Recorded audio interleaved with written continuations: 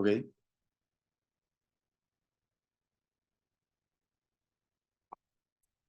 Listo. Bueno, buenas tardes. Muchas gracias por la asistencia a este segundo conversatorio del proyecto Procesos de Individuación entre Arte, Máquinas y Sistemas Naturales. Un proyecto que es financiado por el Fondo Nacional de Desarrollo Cultural y las Artes en el ámbito nacional, convocatoria 2023. Estoy junto a mi coinvestigadora, Daniela Céspedes, quien es encargada de apoyarnos en esta investigación referente a realizar una cartografía latinoamericana en este tipo de relaciones y operaciones entre cibernética y arte.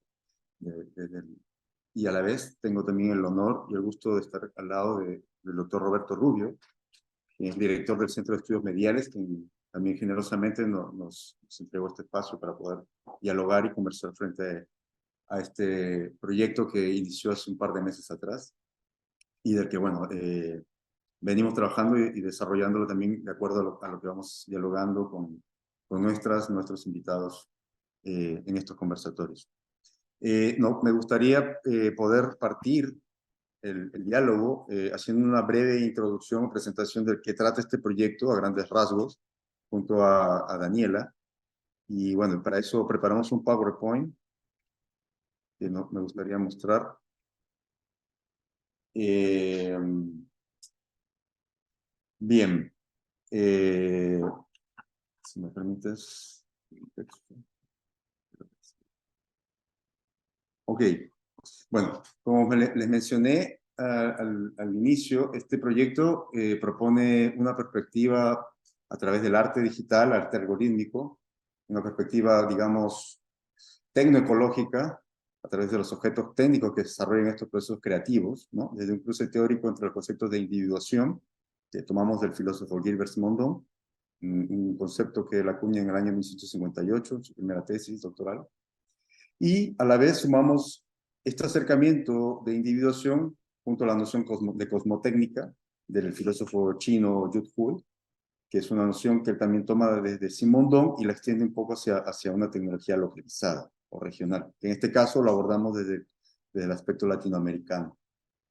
Y también, ya que tomamos el aspecto de la individuación, de la cosmotécnica, también nos interesa abordar la noción de organología general planteada por el filósofo francés Bernard Stiegler, en atender también esta condición sociotécnico, epistemológica, tecnológica y biológica en entender precisamente hoy en día una ecología generalizada técnica, la cual venimos atravesando, y por qué también no atender este tipo de ecología desde un aspecto artístico, creativo, como una postura también, de alguna manera, en relacionar lo que es la tecnología y relacionar también lo que es el aspecto cognitivo, biológico de lo humano, frente también a estas historizaciones.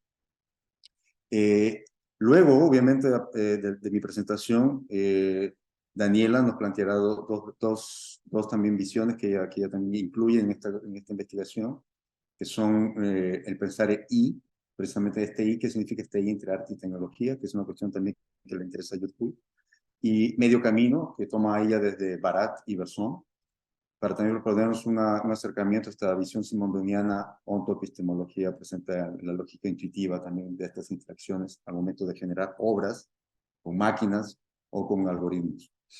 Bien, entonces, partiendo un poco de esta presentación general de lo que trata el proyecto, me gustaría iniciar explicando un poco qué viene a ser la individuación. ¿Qué es la individuación para Simondon y cómo atender precisamente la noción de individuación desde un aspecto creativo, artístico y tecnológico? Bueno, Simondon nos plantea que la individuación es una fase o procesos en la cual los individuos estamos inherentemente, constitutivamente en cambios, que estos cambios se realizan a través del campo informacional. Para Simondon, la información, por supuesto, implica todo lo que tiene que ver con la percepción, todo lo que tiene que ver con los campos cognitivos, el campo de lo sensible, el campo de la subjetivación, la objetivación, y para él, todo proceso de individuación viene a ser que el individuo, a través de estos procesos de fases, se co-constituye y co-constituye también el ambiente en el cual está siendo rodeado, en un ambiente, digamos, tecnológico, social, psíquico y biológico. ¿Ok? Entonces, Simondon nos habla de individuación, tanto física, psíquica y biológica, que no produce solamente al individuo como resultado, sino también que forma el entorno asociado, como acabo de mencionar. Y el individuo, en ese sentido, es entonces una determinada fase del ser que posee justamente esa realidad preindividual. ¿Qué viene a ser lo preindividual para Simondon? En este sentido, lo preindividual viene a ser aquella potencia anterior a la construcción de la información, anterior a ser exteriorizada a una acción, que bueno, esa potencia se ve activada por la información que es recepcionada por los individuos. Entonces, por supuesto, esta individuación como tal para Simondon nunca se cristaliza, nunca se llega a consumir, y aquí precisamente nuestro interés en plantear obras, llamadas obras abiertas, que están en constante proceso durante todo el desarrollo de la construcción, hasta obviamente ser puestas en escena en una sala o en algún tipo de plataforma para que las obras sean vistas o interactuadas por los usuarios, ¿no? En este caso, ¿no? Entonces, bueno, nosotros nos interesa la noción de máquina abierta en ese sentido, entender la máquina abierta precisamente en estas fases constitutivas informacionales entre artista, la obra, la máquina, la tecnología, y también los usuarios que también interaccionan con esta obra. Luego Daniela explicará un poco también respecto a esta cartografía, de qué manera se visualizan estas obras desde los 60 hasta un poco hasta los 90, si no me entiendo, hoy en día, en estas obras que son máquinas abiertas, que tienen una ontogénesis, digamos. Bien, dicho esto, me gustaría plantear un poco a qué voy cuando hablo de individuación psíquica sociotecnológica. ¿Cómo podemos entender estos ejes de individuación dentro de un sistema social y de un sistema ecológico o un sistema biológico también, ¿no? Bien, siguiendo este esquema, lo que se trata de hacer es ilustrar este proceso de inducción, donde entendemos que cualquier estructura, sea sistema, cultura, etcétera, para cambiar debe tener alguna energía potencial, como mencioné, que es lo preindividual, que es información.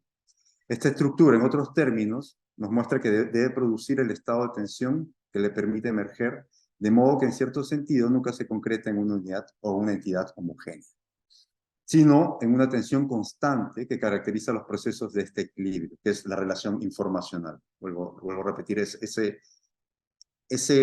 key, esa clave de lo informacional es la clave aquí en entender y atender precisamente qué quiere decir información al trabajar precisamente con obras que tengan tecnología y que obviamente hay en sí misma una información de tanto práctica como también de tanto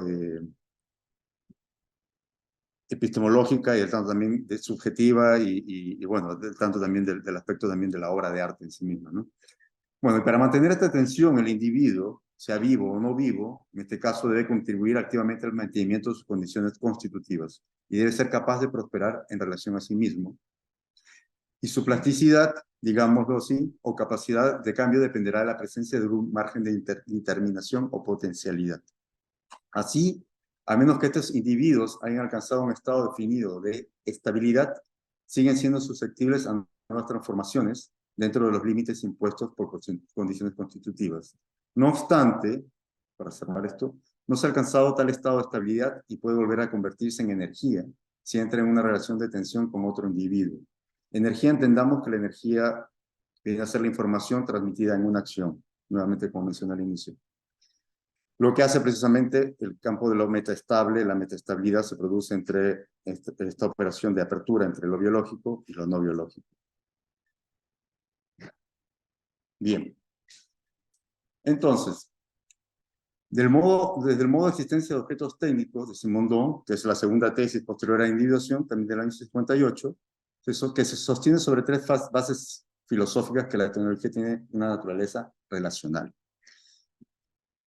¿Qué dice Simondon en esto? Dice, significa al menos tres cosas complementarias pero diferentes en esta relación tecnológica con lo social. Dice, la tecnología y su entorno asociado se moldean y crean mutuamente. Eso es un punto crucial para él. La tecnología media en la relación de los humanos con su entorno. Es otro punto crucial para él. Y la tecnología, nos dice él, o una invención, es una síntesis dialéctica que media dos situaciones hasta ahora irreconciliables. que son lo que ya era técnicamente posible de hacer y lo que no siendo posible se presenta como deseable.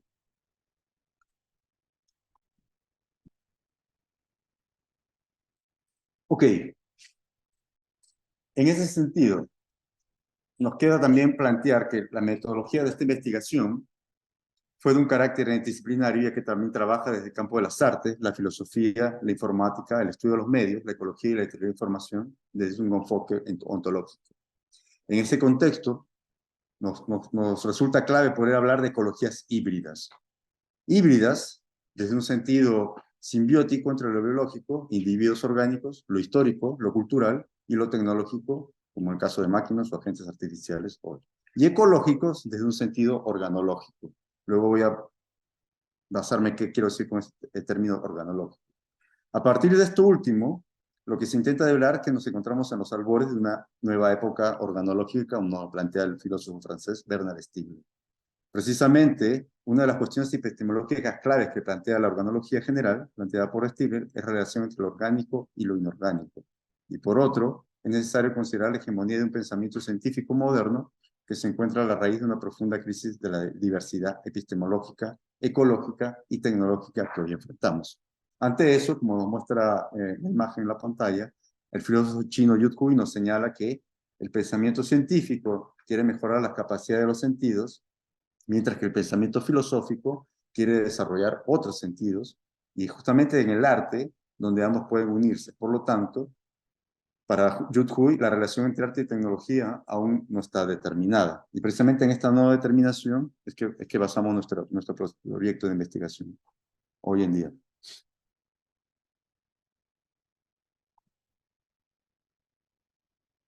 Es así que esta noción de hibridez, tanto tecnológica, ecológica, epistemológica, está basada en un compromiso profundo y sostenido con la arte, las ciencias biológicas, físicas y computacionales, que operan en conjunto con modos de investigación antropológicas, filosóficas y artísticas.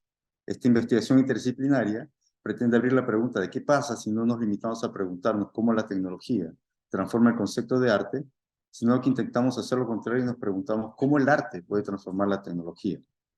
¿No? Es una pregunta también que nos plantea Yukui en sus textos. Estableciendo este interrogante como un punto de inflexión para ver si nos permitirá asomarnos a un nuevo campo de posibilidades para volver a abordar la relación entre arte, tecnología y naturaleza, y tal vez, ¿por qué no reflexionar que es hora de ir más allá de las técnicas reinantes de la computación y su complejidad para acomodar los procesos abiertos y vivos del mundo? Por otro lado, a través del proceso de esta investigación, se devela que desde los estudios sociales de la ciencia, la apuesta siempre ha consistido en ensayar experimentos para simbolizar los vestigios de un mundo en mutación, apelando a la facultad de la percepción estética, cuyo garante histórico estaba reservado para las instituciones en el arte y la cultura. Lo que para este proyecto de alguna forma propone habilitar es un tercer espacio, ni meramente natural, ni meramente cultural, y que redefina las partes y renueva los protocolos de este trato natural moderno, ¿no? Que nos plantea también Michel Serres en este.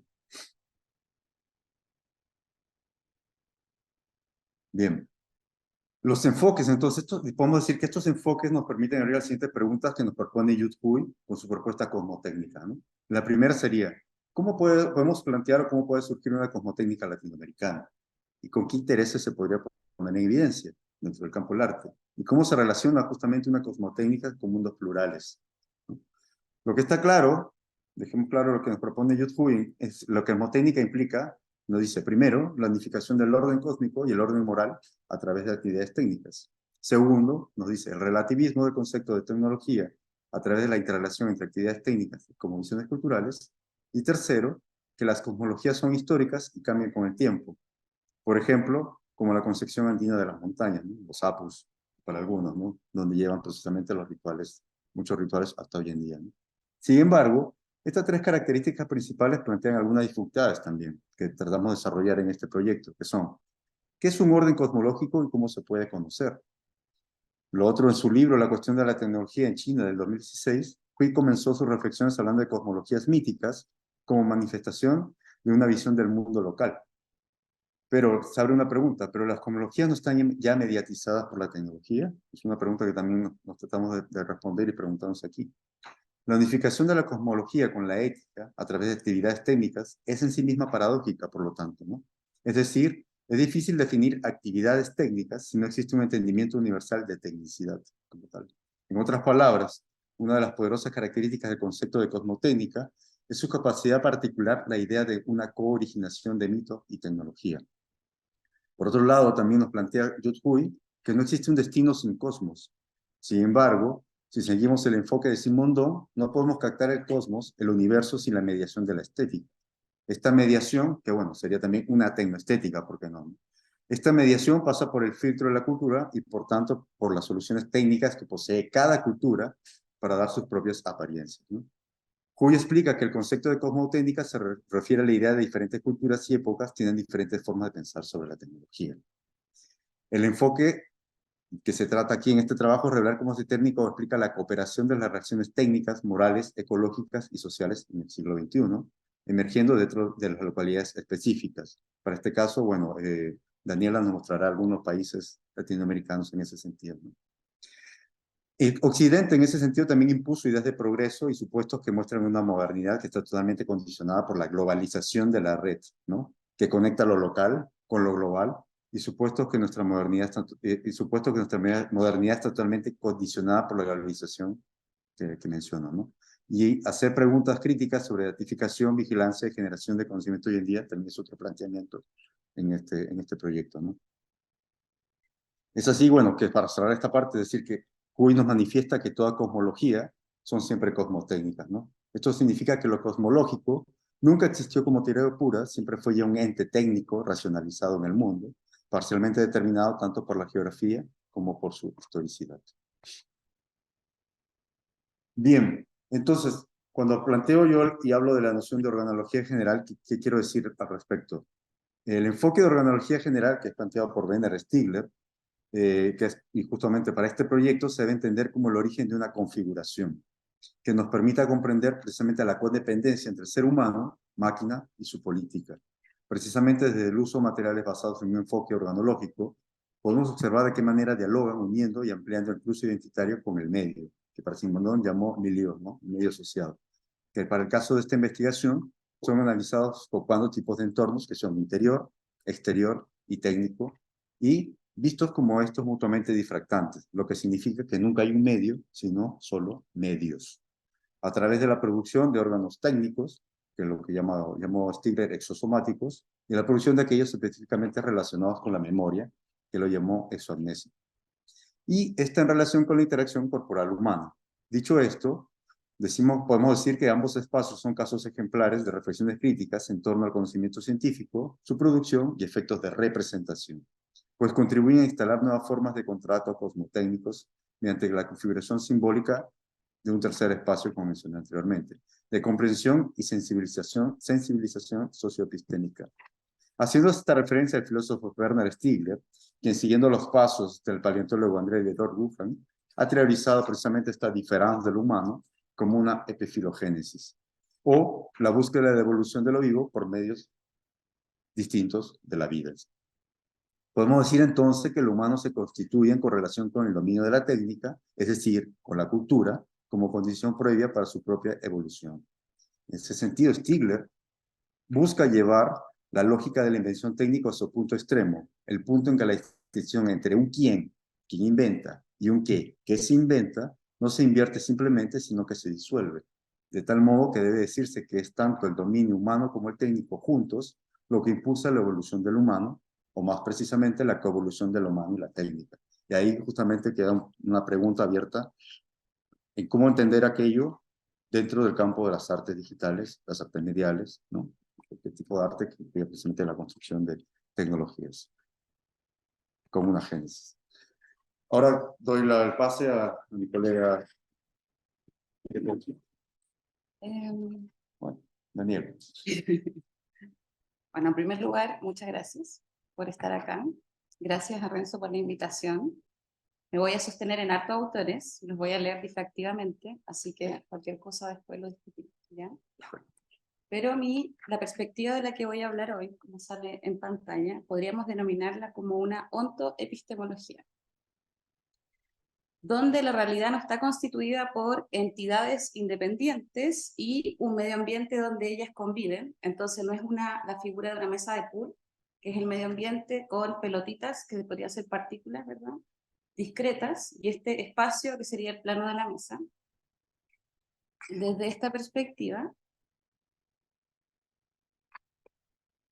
objeto y sujeto no preexisten a la interacción y la relación en sí misma tampoco puede ser reducida a las partes. No es que haya objetos que tienen una relación, sino que es la relación espacio-temporal la que produce las partes. Voy a utilizar imágenes porque las imágenes tienen esa vectorialidad relacional. Voy a hablar, tratar de que todo tenga vínculo con imágenes, con arte, porque las imágenes, como son imágenes movimiento, desde esta perspectiva, a la vez que producen saber, producen afectos, producen algo así como una oscuridad, una pregunta, a la vez producen conocimiento. O sea, básicamente la realidad desde este punto de vista siempre está en suspenso. A la vez que algo se revela, algo se oculta. Siempre estamos como en una película de Hitchcock, entre comillas, pero sin, en específico, sin un guión que guíe el proceso. Entonces, una ontoepistemología, esto es lo que cita Deleuze cita y Guattari en 1991, en que en la filosofía citan a Cézanne para explicar súper fácil lo que podría ser una ontoepistemología. Cézanne dice, está pasando un minuto del mundo, no lo conservaremos sin volvernos el mismo. En el sentido de que la pregunta de lo que es la pregunta de la ontología y la pregunta de la epistemología, qué es lo que podemos conocer o cómo podemos conocer, está dentro de un mismo pliegue, en el caso de la lectura de Deleuze y Guattari, o en el caso de Karen Barad y Bergson está dentro del mismo medio camino, o el uso que hace Barad, la filósofa y física, es entrelazamiento o enredo, dependiendo de cómo ustedes traduzcan sus textos que no están traducidos en español. Ya, entonces, como les decía, me voy a posicionar difractivamente o en superposición en estos tres autores para decirles que la superposición la estoy entendiendo en el modo que Barad la entiende, como yo puse el ejemplo de las bolitas de ping-pong. Cuando tú piensas en la realidad como partículas cerradas, discretas, tú no puedes tener a dos partículas compartiendo el mismo espacio porque rebotan, pero el cambio en el caso de las ondas, en la física, si pueden tener el mismo espacio-tiempo, generan algo así como una difracción, o sea, generan una tercera ola, y esa tercera ola mantiene la heterogeneidad de las partes. Entonces la relación, que Barad le va a decir la relación interactiva, la que produce algo así como el fenómeno, que es como la base de Barad. Ahora, no, la anterior en verdad. Bien, entonces voy a utilizar las imágenes para entenderlo rápidamente, para pensar fuera de una lógica identitaria, porque la lógica identitaria tiene que ver con el par sujeto-predicado, o sea, nos salimos del yo hago, yo como, el animal come, el animal hace. En este caso, la pregunta que tiene, pongamos el video. La pregunta es, por ejemplo, ¿qué siente? ¿Verdad? ¿Cuáles son sus afectos? Esto lo estoy haciendo como una pregunta general, cómo se ve afectado ese cuerpo, esa individuación.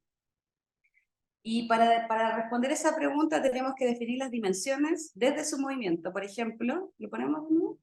Primero, el afecto del zoom in, o sea, hay un zoom, ¿verdad? Ese es un afecto en blanco y negro de una cierta intensidad, ¿verdad? Con cierto contraste, desde un cierto foco, de una cierta cualidad, con una cierta luz, un cierto encuadre, o sea, la imagen está cortada de una cierta manera, su cuerpo y su gestualidad, ¿verdad? Y bueno, y todos los signos que nos traen más imágenes, y así.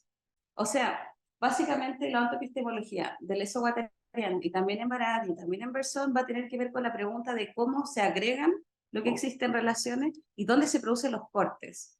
Entonces, al modo de una rítmica, no importa qué es esta individuación o qué podría ser esta unidad afectiva, sino que cómo es cortada esta realidad. Entonces, ¿dónde se producen los cortes? Es realmente la pregunta que une a la ontoepistemología.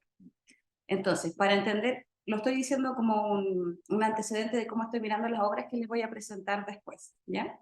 Entonces, para entender esta perspectiva, me tienen que seguir en esto. Para entender estos afectos, y ahora sí, le vamos a sumar más complejidad, porque yo pudiese decir como ya, ¿cuáles son los afectos de esta escena? ¿Verdad? Y ahora si yo le sumo esto, ¿sí? A los tres, al mismo tiempo, ¿verdad?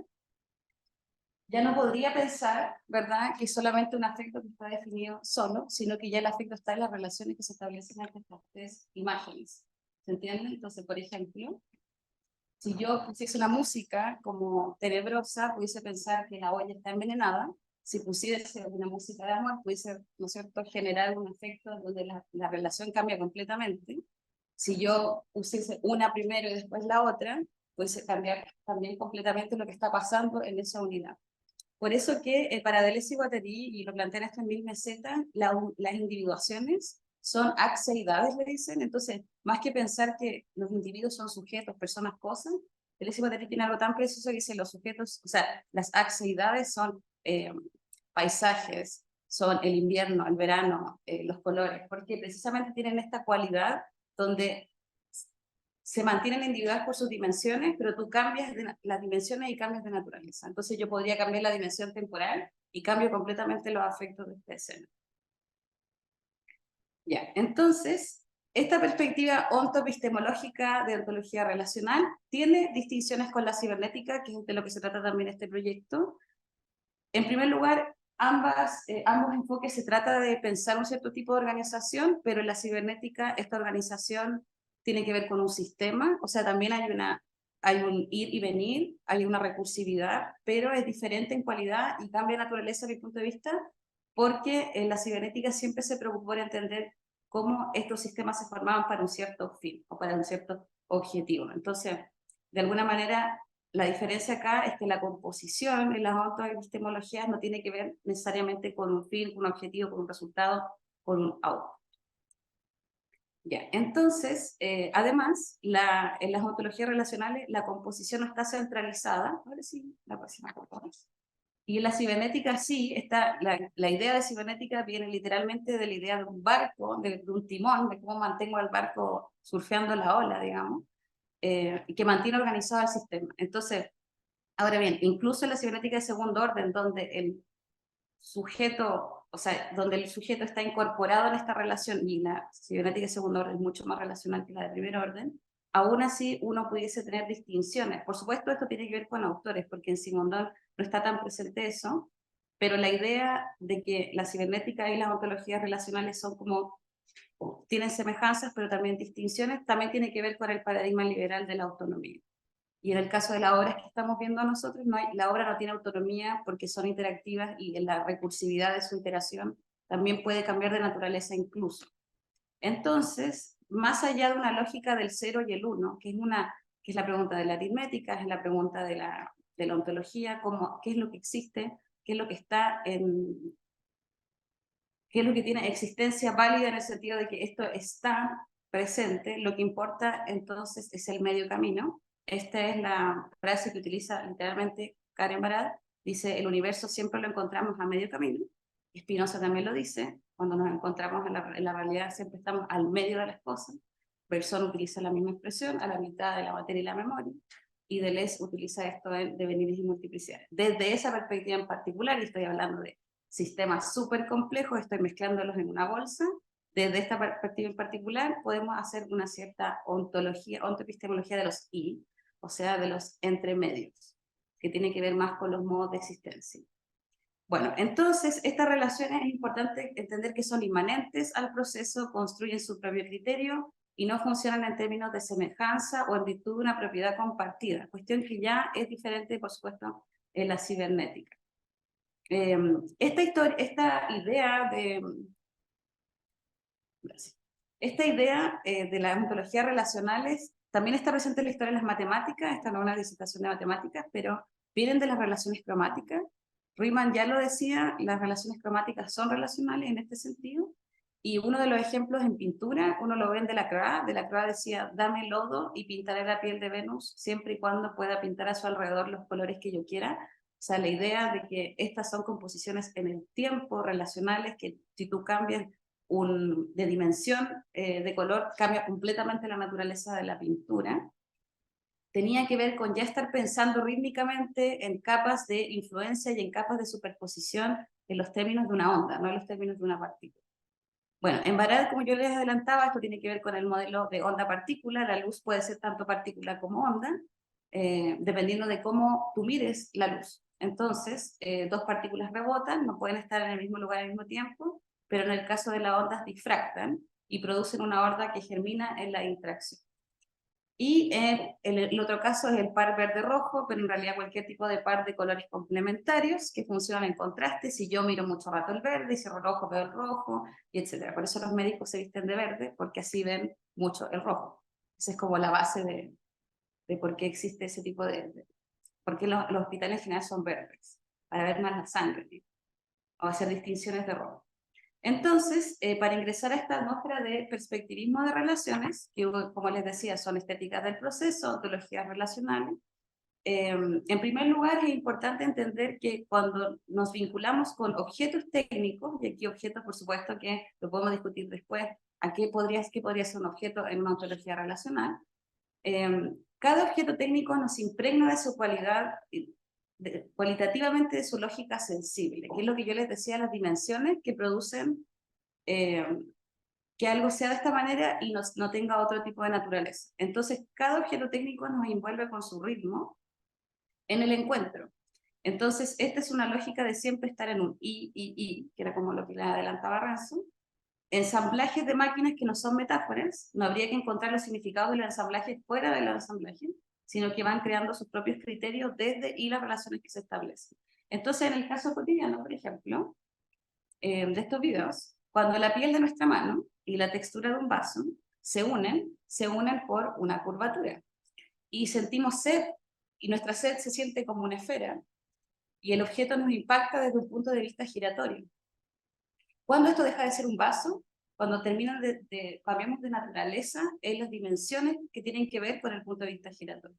El punto de vista giratorio puede ser una elipse, el punto de vista giratorio incluso puede ser geodésico, puede ser, dependiendo mucho de hasta qué punto podemos decir que algo es vaso, que tiene que ver con la paradoja del grano de arena. En realidad, más que grano de arena, porque no es una cuestión cuantitativa, cuando un grano de arena es un montón, esto tiene que ver más con la afectividad de las relaciones, ¿se entiende?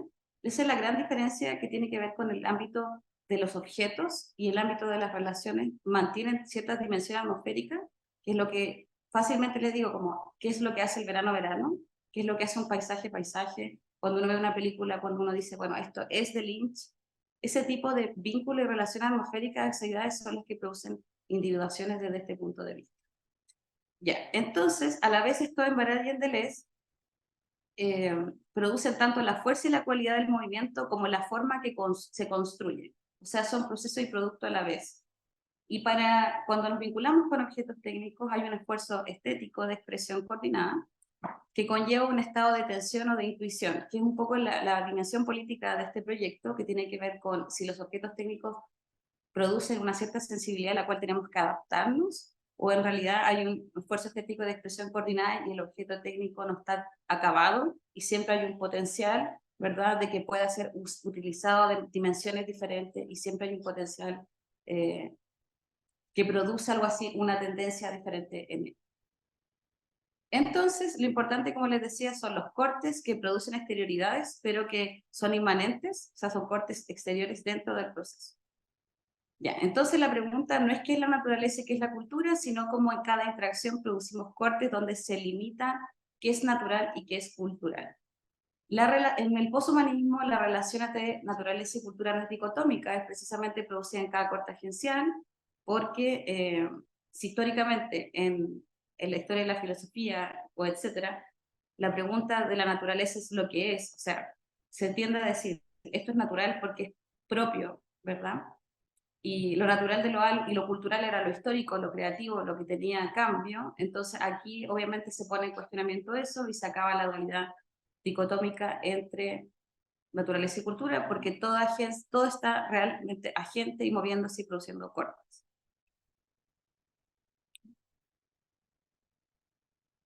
Ya. Entonces, los modos expresivos en este sentido, que son importantes de enfatizar, ya que nos acercan a la pregunta de la tendencia o la potencia de lo que existe, tiene más que ver con qué es lo que podría ser, cuáles son los mundos que todavía no se han actualizado. Entonces, en el caso de un rostro neutro, el rostro neutro en realidad es neutro en relación a un vaso, porque si decimos que el vaso es envenenado, cambia de neutralidad.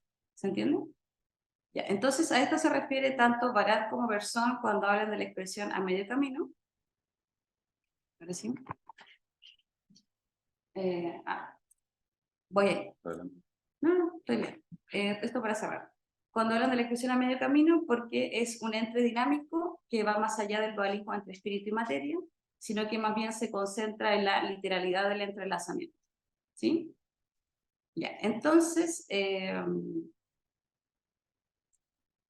la segunda parte de esta presentación, más cortita, va a tener que ver con la investigación que he estado realizando respecto de la relación entre arte y cibernética.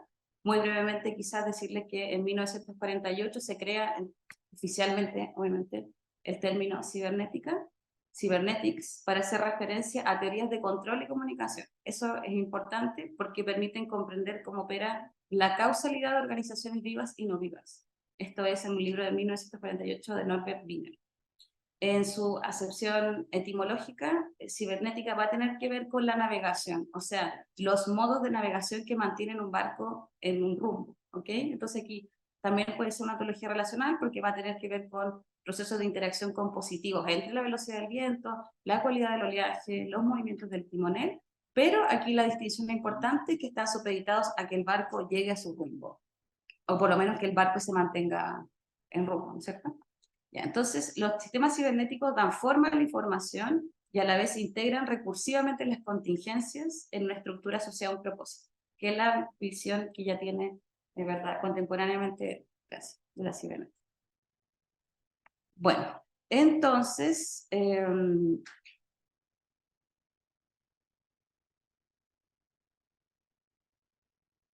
la selección de estos artistas, que son artistas, curadores, gestores y colectivos que han aportado al desarrollo de la cibernética, pero también antologías relacionales, el criterio de selección que se utilizó fue pioneros del arte multimedia, arte interactivo, arte basado en procesamiento y gestión de la información y métodos creativos digitales.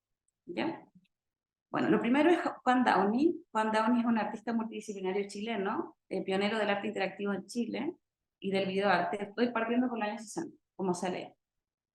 Y las dos obras que ustedes pueden ver, bueno, esto está en el sitio web en todo caso. Usted hasta ahora está solamente está el 60-70, pero después, posteriormente, van a poder ver hasta actualmente esta cartografía. Entonces, las obras seleccionadas son Nostalgic Item, que era capaz de preservar y reproducir experiencias a través de la acción corporal de los participantes, y Do Your Own Concept, del 68, que es una caja que permitía a una persona grabar música y cambiar la percepción de la obra en cada iteración. Esto obviamente en Chile era nuevo, y Downey además también es pionero en el sentido de la intradisciplina. Su formación es de arquitecto, pero después estudió electromagnética y después estudió comunicaciones. Él mismo se decía a sí mismo como un activador, lo cual es bien interesante porque tiene como un punto medio entre la cibernética y también las ontologías relacionales, porque si tú eres activador, en el fondo funciona desde el punto de vista de signos o gatillar procesos, ¿se entienden? A finales de los 60, seguimos con la siguiente, aparece el Centro de Arte y Comunicación en Buenos Aires. Es súper importante este evento porque crea a muchísimos artistas en este tiempo.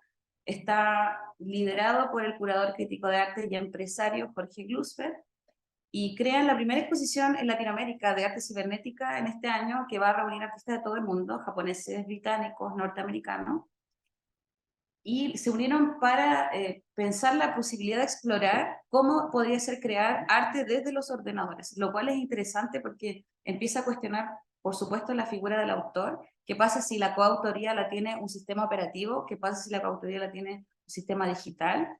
Y por eso que Glusberg en su manifiesto, entre comillas, decía que había que matar a la pintura, pero en el sentido que le estoy diciendo, como la pintura de la teoría liberal de la vanguardia, del autor, y reemplazarla por motores e información. Esto lo pone en su catálogo en 1969. Ya. En los 70 es importante destacar a la artista peruana Teresa Burga. Teresa Burga fue pionera en utilizar arte, pero también de un punto de vista político. O sea, es la primera en pensar y en criticar en Latinoamérica las estrategias de control biopolítico y la gestión de datos personales.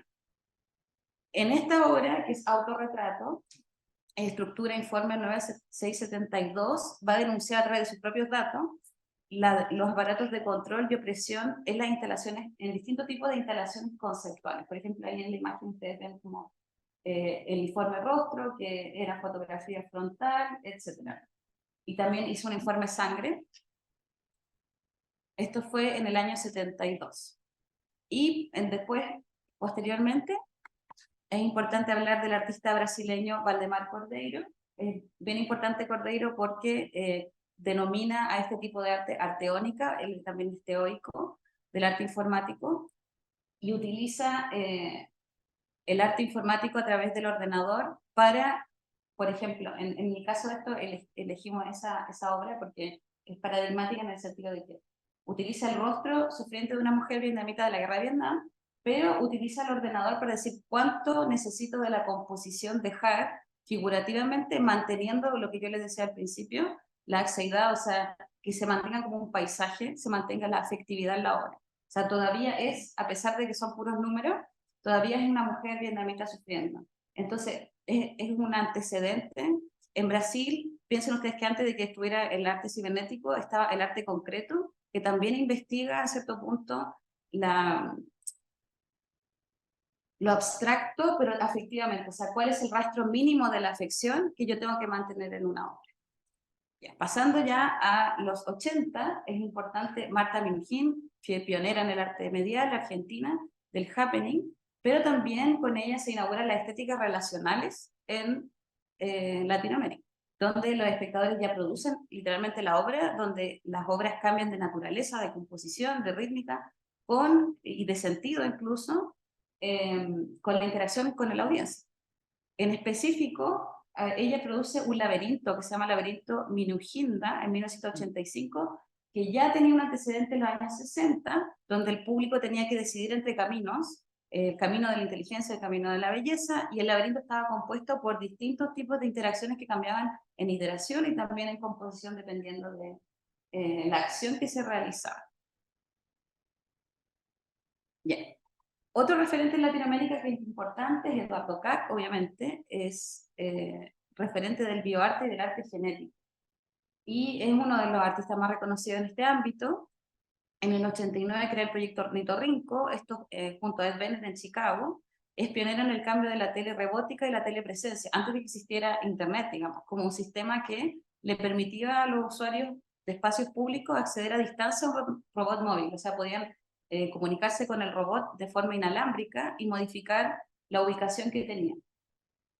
Entonces, el artista lo que hacía era que, dependiendo de las coordenadas, utilizando los números, podías crear distintos tipos de figuras. Podías hacerlo girar, podías hacer distintos tipos de gestualidades. Y ese es como un antecedente de la telerobótica en las artes. Posteriormente ya Kac se hizo famoso por poner un microchip en su cuerpo, pero esto ya pasa en el 97, y crear, pionero en el bioarte, crear el GPF Bunny, que es un conejo fluorescente verde, que también se conoce con el nombre de Alba, pero eso ya lo pueden ustedes buscar. Bueno, para finalizar, es importante hablar de los aportes de Rafael Lozano Gemer en México.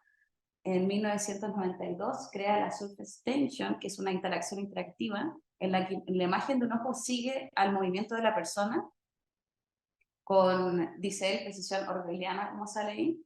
Y esta obra, de acuerdo a él, se inspira en la lectura del texto de Bataille, El ano solar, que tenía que ver también históricamente con la creación de bombas inteligentes. Estas bombas que tenían como, a través de cámaras, podían llegar a rostros o identificar específicamente objetivos.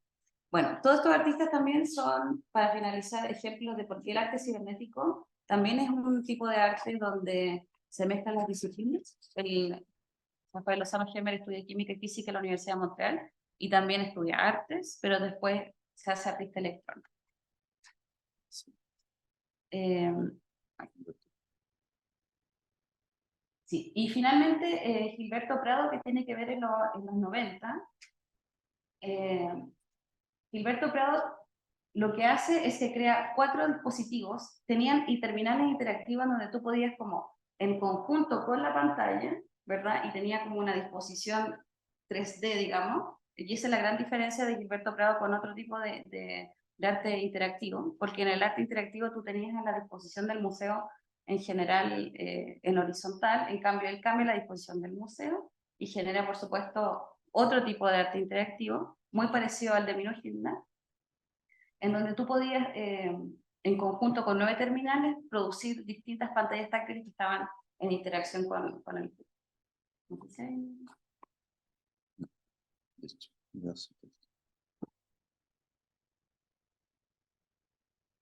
Quiero agregar que gran parte del principio de los 60 ustedes lo pueden profundizar en las investigaciones de autores latinoamericanos, Mariátegui, David Maulén y Nieto. Ustedes lo pueden buscar y ahí está también sus publicaciones.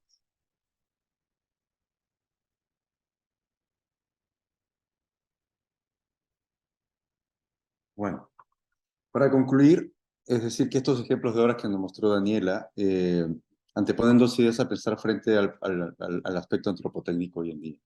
En primer lugar, pensar que un algoritmo puede ser lineal, pero lo que lo hace poderoso es la no linealidad hoy, o más precisamente la recursividad.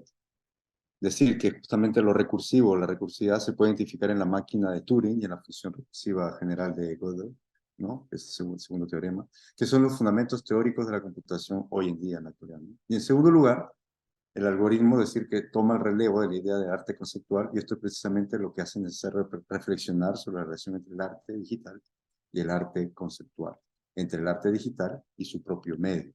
El arte digital ya no retoma la tarea de la representación, más bien, podemos decir, es capaz de producir una realidad materialmente construida a partir de datos y que incluso puede transformarse en una existencia física a través de la impresión interactiva. Bueno, entonces, en conclusión, mencionar que relacionar la creatividad con la individuación o las formas de ser y las estrategias o amplificaciones colectivas de resolución de magnitudes deja mucho más claro el papel esperado de las tecnologías en la producción artística o en la ayuda a afrontar las formas emergentes de ser como otros. El arte, en relación con su medio, consiste en la resistencia contra estos límites impuestos al medio y la instrumentalidad del medio mismo. Sin embargo, esta resistencia solo puede tener lugar a través de su ruptura con esta instrumentalidad, ¿no? O alienación, como decía Simondon, ¿no? Lo que está en cuestión no es la especificidad del medio, sino todo lo contrario. Es así que debemos preguntarles cuál es la relación entre el arte y la tecnología hoy en día, ya que para los griegos la tecnología significa tanto arte como técnica. Y es así que en ese sentido, su origen tiene la función de revelar al ser de su autoocultamiento, ¿no? Para permitir que lo humano, los humanos, lo humano, lo experimenten en sí mismo, ¿no? Es así que para esta investigación nos resulta menester centrarnos en el cuestionamiento del papel del arte en vista de las limitaciones del orgánico y su evolución conjunta, tomando otra vez el aspecto de organología, con las máquinas y la inteligencia artificial hoy día. Eso, y bueno, y gracias nuevamente, y dejo ahí los links para que puedan ingresar si gustan a email. Está la página del proyecto, el canal de YouTube y la página de Facebook también, ¿no? En las redes sociales. Y ahora abrimos la discusión con el doctor Roberto Rubio, quien amablemente, bueno, nos va a abrir sus propias ideas y perspectivas a lo que presentamos aquí con Daniel. Muchas gracias, Renzo, y gracias a todos. Sí, querría poco con ánimo de polemizar a fin de que podamos conversar. Claro, no nos reunimos para darnos la razón.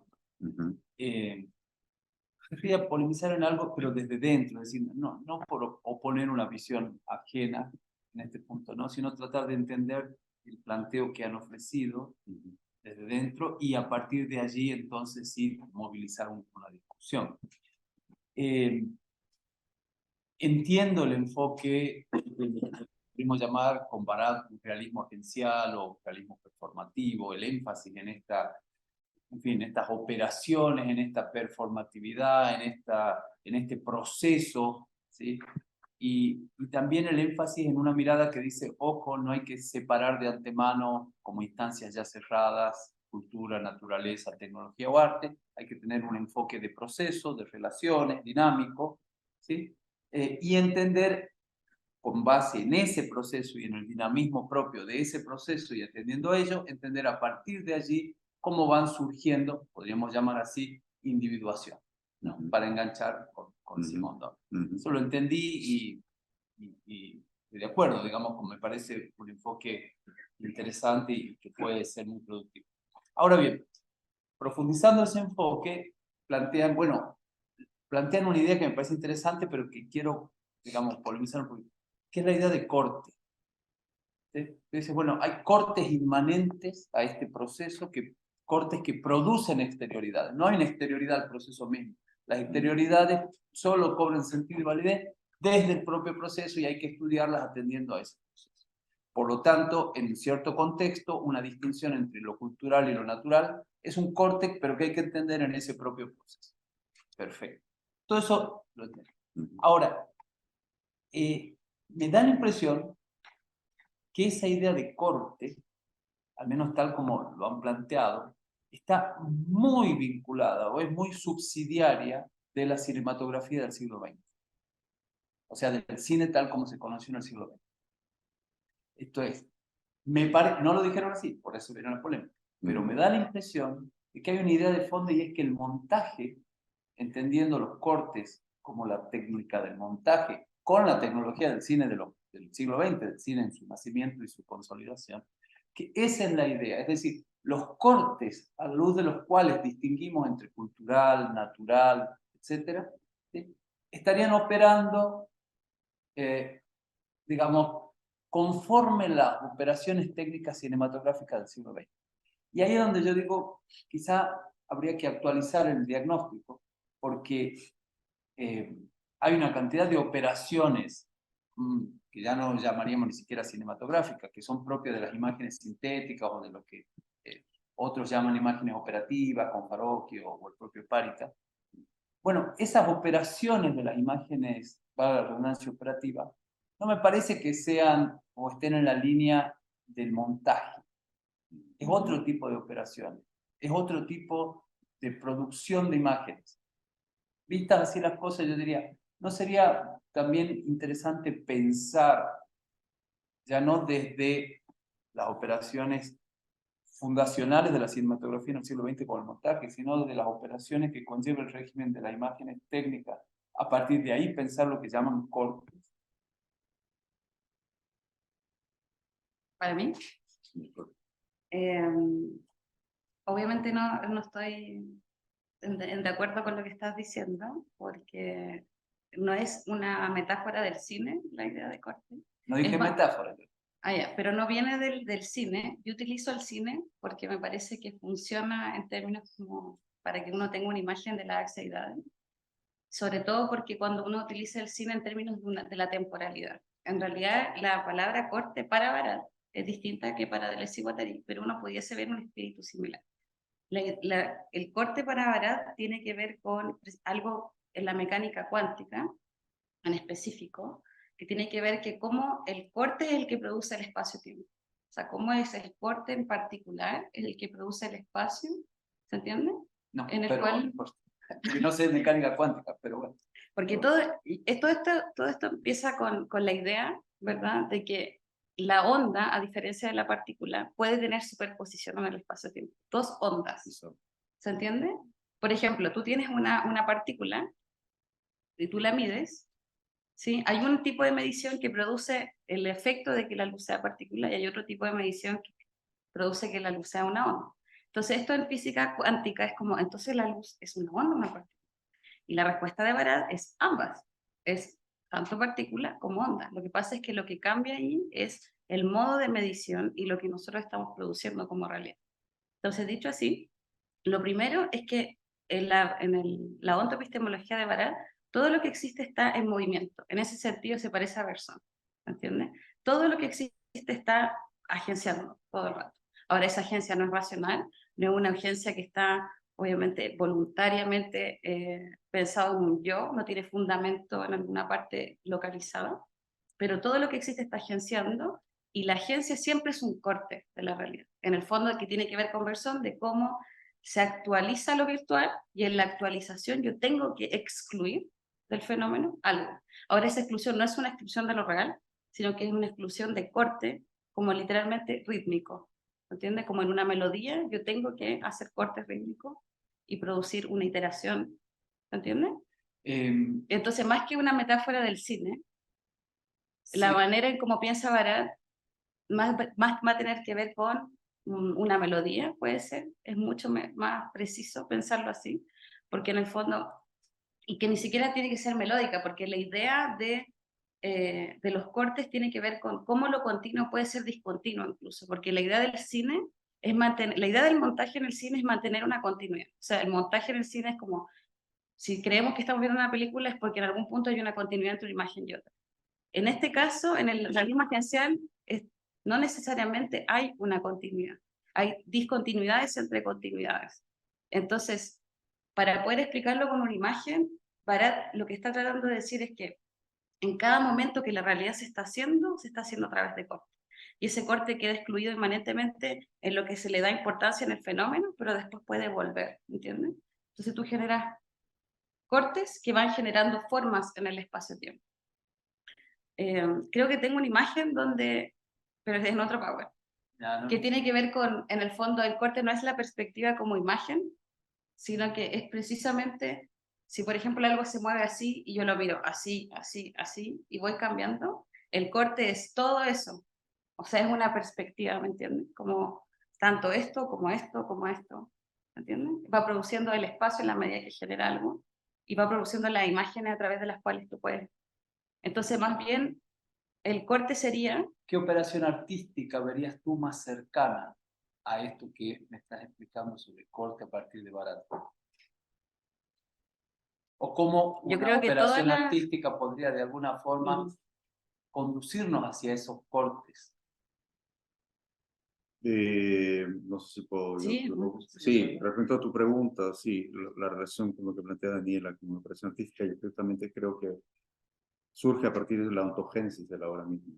La ontogénesis en sí misma es la apertura que tenga la obra, en que se vaya regenerando constantemente, que se vaya actualizando.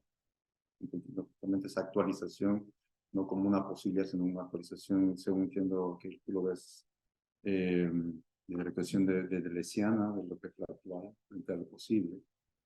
Si mal no entendí en ese sentido. Y que precisamente plantea un poco también este proyecto en entender que la concretización de la obra no es en sí misma la obra, sino justamente la obra en sí es el proceso continuo que tiene frente a esas relaciones que van operando con quienes, con quienes van interactuando con la obra en sí misma, en el aspecto de la modulación, entendiendo también la modulación desde la modulación como la información, pero esa información también te lleva hacia ese otro aspecto de lo sensible, que es lo informacional transformado precisamente en esa convergencia subjetiva, ¿no? Como lo informacional es una operación constante, metaestable, que lleva precisamente a ese aspecto de la subjetividad, en esa metaestabilidad constante con los usuarios, al momento de interactuar con una obra que esté abierta, entre comillas, no concretizada. Bueno, que lo que plantea justamente Simón Dom respecto a entender el objeto técnico en sí mismo es un objeto que es abierto, no concretizable, no tiene una concreción, ¿no? que es precisamente la crítica que le hace al aspecto tecnoestético. Sí, estoy tratando de enganchar, me pareció muy potente esa idea de corte inmanente. A la luz de los ejemplos, yo pensé que iba por el lado de la cinematografía, pero ahora me queda claro que no, lo era por los ejemplos que se habían puesto de las tres pantallas, y eso era cinematografía. Y los ejemplos que diste eran de montaje, dijiste, bueno, pero si asocio esto, era como un Godard, digamos, ¿no? Si asocio esta imagen con esta, entonces esto repercute de tal forma, pero si lo asocio con la otra, si pongo un sonido cuando veo la olla, u otro sonido, entonces yo pensé que ese era el punto. Me queda claro que no y que iba más allá. Ahora, te escucho a ti, Renzo, claro, digamos, tu background ahora hablando es claramente desde la teoría de Simondon y hacia adelante.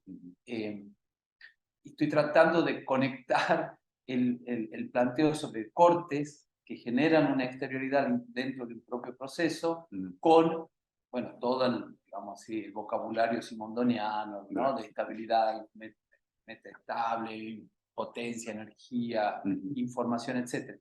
Quizá un punto para conectar estos dos discursos que están yendo en principio hacia una convergencia, es entender en la noción de información, está en Simondon, pero que puede ser también la de Bateson o de alguna línea de la cibernética, esta idea que quizá la noción de corte ya esté ahí también, o se pueda encontrar ahí. Es decir, porque digamos, usemos una definición, digamos, amplia, es una diferencia que hace la diferencia. O es un régimen de diferencias repetibles. ¿sí? Reiterables, que puede ser la oscilación eléctrica, que puede ser un evento reiterativo, etcétera, etcétera. En ese sentido uno podría decir, bueno, en esa noción de información como reiteración y diferencia, que a su vez tiene efectos, uno puede entender que los cortes están dentro del régimen de la información, que algo así como un corte, que es posible un corte porque digamos, hay algo así como una estructura de información. Claro. ¿No? Estoy tratando de hilar las cosas que Sí. he dicho. Entonces, si vamos a la cosmotécnica, bueno, quizá sería posible encontrar algo así como una rítmica de lo que hay, una especie de pulsaciones o de mecanismo no es una buena palabra en este contexto, pero de posibles diferencias reiterables, desde quizá cuestiones muy básicas, ¿no? Y ahí te puedes ir hasta los niveles subatómicos si tú quieres, no lo sé. Pero que a la vez esa rítmica pudiera ser de alguna forma recogida, operada, y el arte, pensando en el nivel de cosmotécnica, lo que decían al principio de la cosmología y demás, el arte es una forma de operar sobre esta rítmica. ¿Podría ser por ahí lo que estaban diciendo? Sí, si lo tomamos Estoy testeando una forma sí, si lo tomamos un poco desde la última traducción del libro de Hull, Recursividad y Contingencia, precisamente para Hull lo interesante es cómo lo recursivo surge la contingente dentro de una recursividad. Que él ve que lo recursivo en sí mismo no es una repetición, sino se va generando precisamente aquellas diferencias que tú mencionas, ¿no? Y el cómo lo recursivo mecánicamente o digitalmente funciona es que lo que alrededor, la contingencia alrededor, que va a generar esa otra diferencia contingente, ¿no? Dentro de esa repetición recursiva. Quizá ahí estaría esa noción de corte en el plano entre que tenés como una cierta reiteración, pero que si logras operarla, no como algo por voluntad propia, digamos, si es posible operarla de modo tal que esa repetición genere, tenga efectos de contingencia, bueno, quizá eso sea lo que, o una variante de lo que estamos llamando corte. Sí, hay hartas distinciones. Quizás es porque el lenguaje es muy engañoso, entonces cuando uno dice corte pareciera que fuera uno, como si me estuviera cortando la mitad. Eso no. Entonces, como eso es lo primero, no es un corte binario, como no es que yo tengo una hacha de corte. Es literalmente como es rítmico y las imágenes son las del cine también, pero del cine son lo audiovisual, diría, en general. Lo audiovisual es muy difícil que tú pienses que una imagen se comunica con la otra nomás, tú te comunicas, la relación entre dos imágenes no está en las imágenes. Entonces, ese corte no es un... ¿cachai?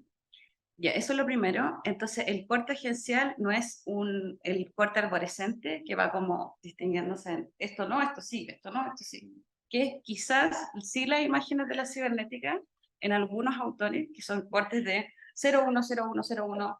Ya, no es eso, porque no son cortes de este corte hace que esto exista y esto que no exista.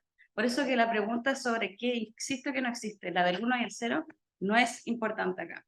Es un corte expresivo, es un corte que genera un modo de la realidad. Entonces, quizás no fui clara en ese punto, porque esto se llama modos, no es como, no es un corte que hace que yo corte acá, entonces esto se desapareció, sino que es un corte de yo le di una cualidad que a veces cambia la dimensión de un fenómeno, entonces yo cambio el fenómeno, o a veces le da un matiz en el ámbito personal, o a veces le da, ¿verdad?, una línea de fuga. Entonces el corte es literalmente como la realidad vive, entonces la vida sería expresión. Entonces no es la repetición del hábito, en cierto punto, que en el hábito tú ya ves una acción con representación, tú ya ves un 1, un 0, ¿corrió o no corrió? No es importante pensar si el caballo corrió o no corrió, sino que es cómo corrió, y ahí uno ve mucha multiplicidad, y ahí es donde se encuentra la obra de arte, en mi punto de vista. Entonces, cualquier obra de arte, en mi punto de vista, siempre las de Internet son las más que tienen que ver con esto, porque Internet tiene cortes, superposiciones infinitas, o sea, sin autor, descentralizadas, y donde tú no tienes como, y los cortes son al mismo tiempo, y todo tipo de obra digital en este punto de vista creo que cumple con eso. Sobre todo las digitales que tienen como multimedias y que tienen que ver con algo que se está pasando físicamente, pero también está espiritualmente en potencia. Recuerdo una obra de un artista, no me podía acordar el nombre, pero donde tú puedes imaginar tus sueños digitalmente, que creo que ese algoritmo como que cerró, pero era un algoritmo que cambiaba de acuerdo al input de las personas, y el input no era una realidad como que yo voy y muestro algo físico, sino que muestro una fantasía, entonces se empezaba a... Era como una obra sobre lo paradójico, ¿me entiendes? Porque al final, si uno piensa desde el punto de vista de un realismo objetivo, que no es el de Barat, sí te importa decir qué es real y qué no es real, y distinguir claramente ficción de realidad. Pero como esto no es así, y en realidad es que la fantasía y la realidad son ambas reales, lo que te importa es dónde pones el corte y cómo lo haces. Entonces la pregunta de cómo expreso ese corte es realmente la pregunta de persona. Y es por eso que está tan contra la ciencia y después la línea de Masumi leyendo a Deleuze y Guattari, es la de la expresión, porque les importa decir la expresión es tan diferente a la acción y ahí está la cosmotécnica. No es como Yu Hui, esta es mi lectura, ahí el Renzo me corregirá, pero Yu Hui no está diciendo, no está contra la tecnología, sino que está contra los modos, y los modos son los que están capturados en la cosmotécnica. Los modos en los que tú utilizas los objetos técnicos, más que qué objetos técnicos tienes. Entonces, Internet, por ejemplo, que es absolutamente incontrolable, me parece para mí que es literalmente una bendición en este sentido de arte y de todo en realidad. De ahí es donde encuentro la mayor potencia de esta idea, que yo creo que tienen que ver más con Internet que con el cine. Estas ideas tan nuevas y contemporáneas tienen algún tipo de sentido para otras generaciones que vienen, porque funcionamos en multicapas ahora. Entonces, como que ya es tan intuitivo pensar esto, así como, ah, sí, lo que está en potencia está todavía pasando. Entonces, ahí es con lo que diría, el corte no es un corte no es un corte ontológico, es precisamente un corte expresivo, corte ontoepistemológico. Ese es como no sé si se entiende mejor. Claro, no es el corte entendido como el mecanismo de producción de ítems discretos. Claro. Uno piensa que la distinción entre lo continuo y lo discreto es precisamente que sobre lo continuo se hacen cisiones, ¿no? Como cuando dice una decisión, una intercisión, sí. Ya, eso es un corte y entonces generas instancias discretas. Claro. Pero claro, lo que tú estás diciendo es otra cosa y tiene otro sentido. Discúlpeme, según veo hay una mano levantada por una pregunta. Si podemos darle la... Hola. Hola, ¿qué tal? Horno Azul, ¿qué tal? Gracias. Es que escuchando, no sé si tendrá algún sentido explicar la idea de corte como un dicho, no sé si es popular entre ustedes, pero por lo menos en mí y en mi generación es como, ya, voy a hacerla corta. El año pasado, en una clase que tenía de contexto psicoanálisis, un compañero leyó em, un trabajo que hizo a partir de como su hermano, que es como trapero y que habla mucho de darle su corte. Darle el corte, darle su corte, y al final como que el sentido de su vida es darle tu corte. Y hay hartos memes circulando sobre dónde está ese corte culiado que le dais. Yo quiero saber si esa imagen mental que viene con ese dicho del corte puede quizás ser un ejemplo que sirva a esto. Voy a silenciarme. Es una buena pregunta. Yo creo que sí, porque si darle el corte es darle el matiz creativo a lo que existe, en el fondo darle una nueva capa de tendencia a lo que existe, y tú le das el corte cuando siempre tu existencia significa, es potente porque frente a lo que haces siempre produces algo nuevo, una nueva esfera. Yo creo que sí. Podría ser darle el corte a algo que tenga que ver.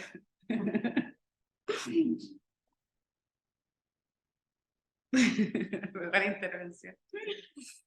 Gracias, Horno Azul, por tu pregunta y por No sé si tu te hace historia sentido. personal. No sé si. Sí, y bueno, ya, hecha esa pregunta que era como por la discusión que se estaba dando, a ver si yo estaba entendiendo bien lo que era el corte. Al final, esto es como una cartografía de los artistas que han servido como para esta idea.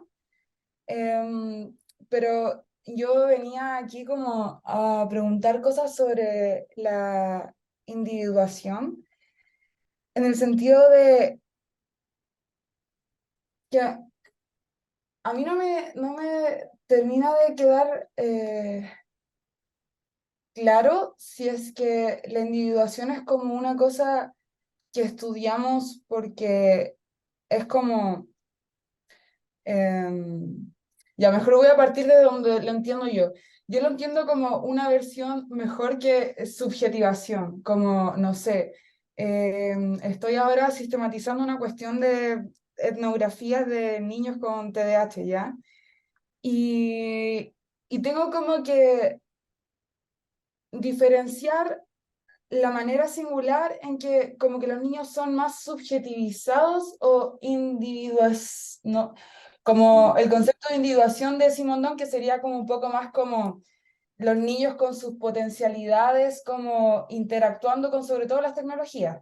No en todos los casos, porque no en todos los casos los niños tienen como acceso a Internet realmente, porque se ven como de distintas, no sé, clases sociales y etcétera. Entonces, eh, como que no, no sé si estoy entendiendo bien como la individuación. Perfecto. ¿Sí? Sí, sí, Orno, sí, lo entiendes súper bien. Es más, entendiste el aspecto de lo preindividual, así que gracias por eso.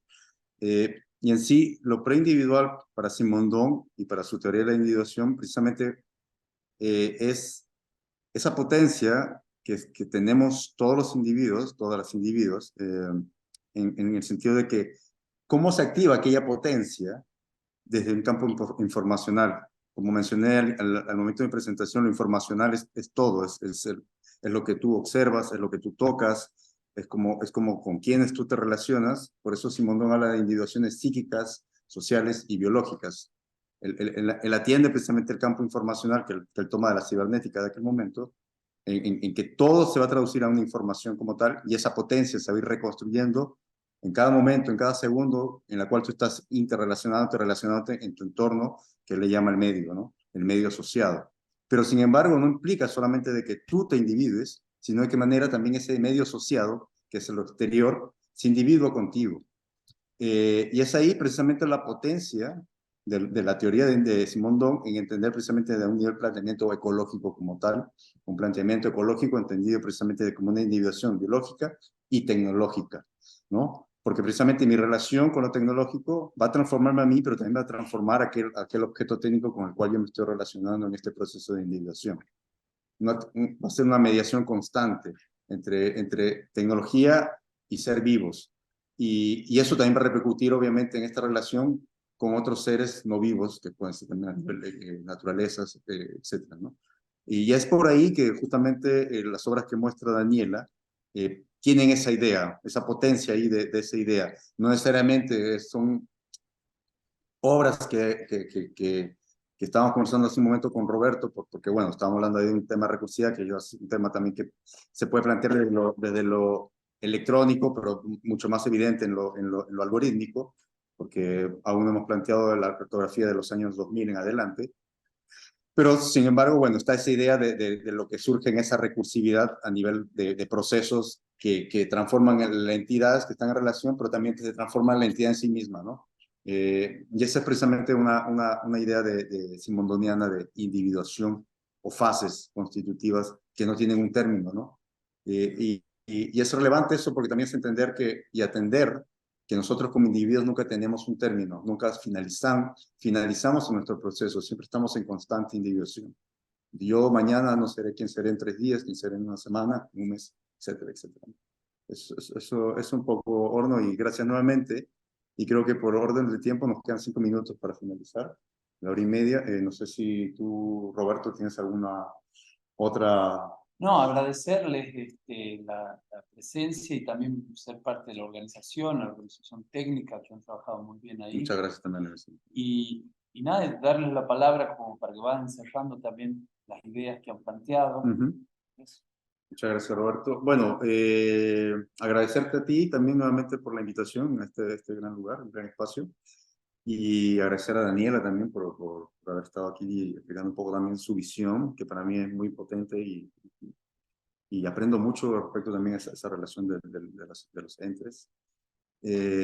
A quien nos apoyó también técnicamente y de comentarles también que vienen 6 sesiones más de estas 8, en las cuales vamos a ir conversando con mucho más invitados también en estas reuniones. Y la siguiente será en la Universidad, en la UIDEA de USACH, junto con Felipe Casi. Eso, y estén atentos a la página y a la página de Facebook también para ver las siguientes actividades que se vienen del proyecto. Y gracias también al Fondar por el apoyo, desarrollar este proyecto aquí. ¿Queda tiempo para una pregunta? Por favor, la Sí, última para claro, cerrar. sí, para hacerla corta. A día de hoy, la preponderancia que tiene el pensamiento estético en relación a los pensamientos maquínicos y a la cibernética es una cuestión que es tangente. Piensas en la interfaz del usuario como un repliegue del pensamiento estético y su utilización en conjunto con los dispositivos maquínicos. Es una cuestión que evidenciamos a día de hoy que está deliberadamente desplegada. En ese sentido, históricamente ya tenemos data de la potencialidad política que tiene la agregación estética y maquínica. Piensas en el proyecto CIRSIN como un momento histórico en el cual el pensamiento estético y la cibernética se entrecruzan para desplegar un proyecto político. Quería pensar si desde su proyecto tiene una contemplación acerca de la potencialidad disruptiva o una potencialidad emancipatoria en el pensamiento estético y maquínico. Porque a día de hoy, como lo menciona Donna Haraway, como las formas de ser con otro y morir con otro pareciera que estuvieran colonizadas por los valores del mercado. En ese sentido, la estética y la informática y los medios digitales no han quedado exentos de esta cuestión. Quería saber si es que ustedes piensan como esta relación ontológica como de ese entrecruce como de una potencialidad disruptiva o emancipatoria. Desde mi punto de vista, según lo que entiendo de tu pregunta, bueno, yo tomo las ideas de Bernard Stiegler respecto a pensar una descentralización de lo humano como tal, visto desde un humano de la modernidad, y atender precisamente esa ruptura que la cibernética lleva a un nuevo estado metafísico hoy en día en todos los sentidos. Estás planteando estético, sentido de relaciones y operaciones, etcétera, ¿no? Y es así que para mí hacer justamente ese cambio paradigmático, ese cambio paradigma de potenciarnos dentro del campo artístico, político, ético, etcétera, sería precisamente repensarnos quiénes somos hoy en día, ¿no? Quiénes somos y de qué manera precisamente surgimos desde estas transformaciones tecnológicas hacia esos nuevos campos relacionales que son meramente tecnopolíticos y tecnológicos y, como dice Henry Holt, una ecología general, una ecología de un continuo tecnológico, biológico también, ¿no? Lo biológico es parte también pero no esa separación entre lo biológico y la tecnología, y es como irrelevante. Pienso que ahí haría un cambio radical precisamente desde la enseñanza, de la escuela, desde el arte, de lo creativo, ¿no? Y de nuestros modos y formas también de relacionarnos con las tecnologías hoy en día. Eso desde mi punto de vista, no sé si Andrea. Sí, es una buena pregunta y bien larga de contestar. Yo insisto en los modos, precisamente porque creo que ahí es donde está el potencial emancipatorio de todo fenómeno. Hay un libro de La Puyat que es precioso, que se llama Potencias del Tiempo o El Tiempo en Persona. Como La Puyat de Averson es maravilloso. Y hay una frase en particular que tiene La Puyat que dice como, si existe lo social es precisamente para coartar los modos expresivos. Entonces, el problema que yo tengo con la política en general, que obviamente partidista, que reduce toda una identidad, etcétera, aparte de eso, tiene que ver con que creen que hay acciones que son emancipatorias en sí mismas. No hay acción en sí misma que sea emancipatoria, porque toda acción puede ser capturada por códigos sociales en el capitalismo o en cualquier tipo de código social no emancipatorio. La acción en particular no es emancipatoria, es el modo en particular donde está lo creativo y lo emancipatorio. Entonces tú puedes estar literalmente dentro de un banco financiero, siendo CEO de la peor compañía, y en los modos expresivos tú puedes encontrar fugas y maneras de crear otras formas y divergencias dentro de lo que está sucediendo. Entonces, dentro de la educación en general tiende a ser súper moralista y plantea esta idea de que hay hechos buenos y hay hechos malos, hay hechos que son políticos y hay hechos que no son políticos. Nuevamente, hay cosas que son cultura, hay cosas que son naturaleza. Cuando tú dejas de pensar de esa manera y piensas en los modos, te das cuenta que en todo existe, desde tu pregunta hasta lo que hiciste todo hoy día, en la forma en cómo lo hiciste, en los efectos que tiene, cómo utilizaste esa memoria, todo eso tiene potencial emancipatorio. Entonces, las preguntas que tienen que ver con recetas, como por ejemplo, ¿dónde está lo emancipatorio? Si tú lo miras desde un punto de vista nietzscheano profundamente, el poder no está localizado en ninguna parte, y menos en una acción. Entonces, pensar no localizadamente, que es lo que se trata del pensamiento del modo, es precisamente decir que el poder está no solamente distribuido en todas partes, sino que se ejerce, eso ya sería la lectura Foucaultiana de Nietzsche, pero se ejerce de un modo, yo diría, como a ella le metí personal. O sea, hay que ejercer el poder en un modo. Ahora, el punto es como hay cuerpos que son sistemáticamente, ¿verdad?, impedidos de poder hacer cosas. Entonces, primero la pregunta es general, ¿qué no puedes hacer? Porque para que lo emancipatorio es poder hacer lo que puedas hacer. ¿Qué es lo que no puedes hacer? Entonces, ¿de qué modos puedes hacerlo? Quizás la respuesta es ser un traidor de códigos. En mi punto de vista, y este es el punto de vista de la Silvia Rivera Cusicanqui o de cualquier tipo de autora que tiene que ver con los medios, tú tienes que estar en las entrañas del código y quebrarlo desde adentro con los modos. Pero el problema de eso es que tú eres lo que haces en los modos. Entonces, si tú estás en las entrañas de un monstruo, a lo mejor ya te estás transformando en él. Entonces, el problema está ahí, en que si somos los modos y tú estás dentro del capitalismo, ¿en qué sentido? ¿Sientes de esa manera? ¿Actúas de esa manera? Entonces, al final, el punto es como hay que ser estetas del mundo en cada modo de lo que uno hace. Entonces, ahí es donde yo creo que está la respuesta. Y si uno se saca la cabeza de que hay grandes políticos, grandes respuestas, que eso también es absurdo, uno tiene una micropolítica de muchos modos que empiezan a cambiar, que para mí ese es el gran cambio, que es un cambio cultural. Los cambios culturales son así, pequeñas cositas que van pasando en modos expresivos, ¿me entiendes? Porque al final, cuando tú, estoy cerrando, cuando tú cambias políticamente algo es porque cambia el espíritu, ¿entiendes? Y los espíritus cambian a través de los modos expresivos, no cambian a través de la acción. Eso es lo que te puedo responder. Ahora es una respuesta súper general, pero la pregunta era súper amplia también. Bueno, muchas gracias nuevamente y gracias también a quienes estuvieron online, de manera online. Así que, bueno, queda esto grabado en el canal de YouTube para quienes quieran visitarlo posteriormente. Muchas gracias, buenas tardes a todas, todos.